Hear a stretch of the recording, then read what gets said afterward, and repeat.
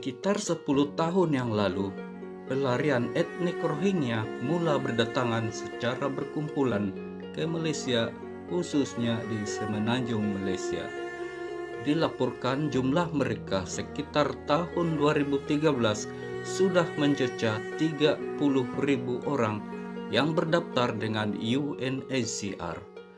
Atas dasar perikemanusiaan, kerajaan Malaysia pada waktu itu membenarkan mereka mendarat dan ditahan sementara menunggu pihak UNHCR memberikan kepada mereka. Berita arus perdana maupun media sosial yang lain saban waktu melaporkan berita seperti ini.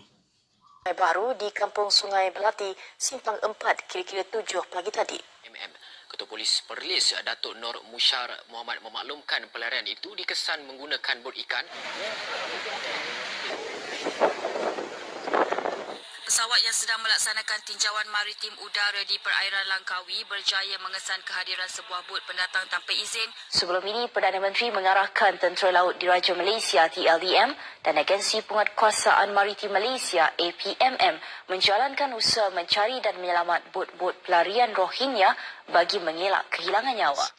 Menurut sumber keselamatan, pendatang asing ditempatkan dan dikawal di pulau berkenaan oleh sindiket yang lengkap bersenjata sementara menunggu bayaran tebusan sebelum dibawa masuk ke Malaysia.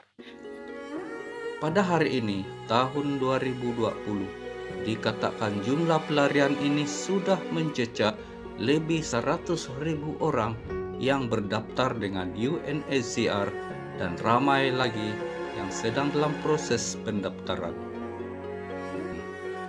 Proses pendaftaran ini bukanlah mudah karena setiap mereka melalui saringan tertentu. Ini dilakukan supaya hanya mereka yang betul-betul pelarian perang yang diberi kad tersebut.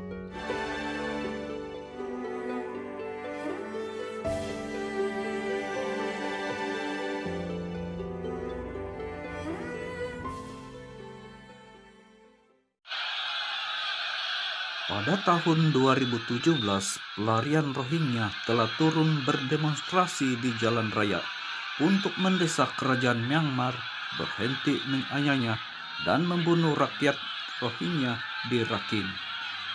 Sejak masa itu, rakyat Malaysia, khususnya yang tinggal sekitar Kuala Lumpur, mula merasai bahang akan kehadiran mereka.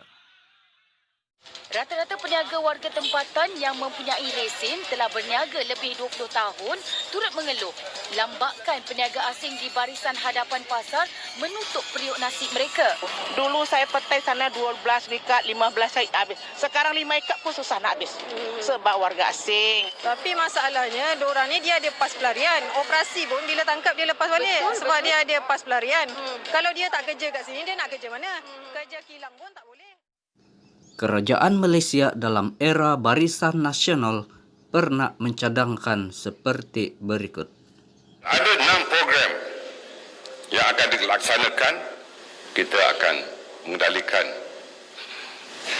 penempatan baru tersusun untuk orang-orang Rohingya yang berada di Malaysia. Keduanya ialah menyediakan latihan separa mahir dan mahir. Ketiga, bekerja sama dengan NGO tempatan maupun antarabangsa bagi memulakan pendidikan prasekolah dan sekolah rendah untuk kanak-kanak Rohingya. Keempat, memberi premium insurans kesihatan. Kelima, mengambil mereka bekerja di sektor peladangan dan pembinaan bagi mereka yang sudah tamat latihan. Keenam, bekerja sama dengan pihak tertentu bagi penempatan mereka di negara ketiga atau balik ke Myanmar bila keadaan benar-benar sudah aman. Seperti yang kita tahu, semua ini gagal dilaksanakan karena kekangan politik, masalah peruntukan, dan sambutan dari kalangan pelarian Rohingya itu sendiri tidak memberangsangkan. A victory that even Malaysia's most enthusiastic opposition supporters considered far-fetched. Selepas tampuk pemerintahan kerajaan Malaysia beralih kepada Pakatan Harapan pada 10 Mei 2018, pelan tindakan untuk pelarian Rohingya hanya sekadar dalam kertas sahaja. Perlaksanaannya,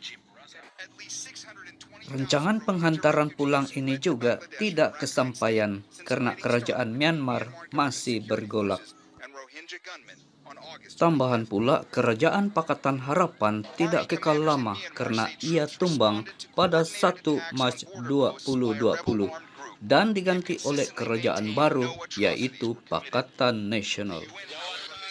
Perdana Menteri yang ke-8 dengan izin dan perkenan ke bawah Duli Yang Maha Mulia Sri Paduka Baginda Yang di-Pertuan Agong. Saya menjunjung kasih. Selepas beberapa minggu dari tarik perlantikan beliau, atas desakan oleh berbagai pihak, pasar borong Selayang yang selama ini dikuasai oleh pendatang asing buat pertama kalinya telah diserbu oleh penguat kuasa berbagai agensi bagi menangkap pendatang asing yang tidak memiliki dokumen yang sah. Ramai pendatang asing yang telah ditahan dalam serbuan itu. Moga usaha pihak kerajaan ini berterusan dan akan membersihkan pegawai-pegawai penguat kuasanya yang rasuah. Berbalik kepada masalah pelarian perang Rohingya, sepertinya kita tidak nampak penyelesaian untuk mereka dalam masa yang terdekat ini. Dari itu, mau atau tidak, kita sebagai rakyat Malaysia terpaksa bersama-sama mereka buat beberapa lama lagi. Dari itu, Malaysia aman dan bersih kita jaga sama-sama.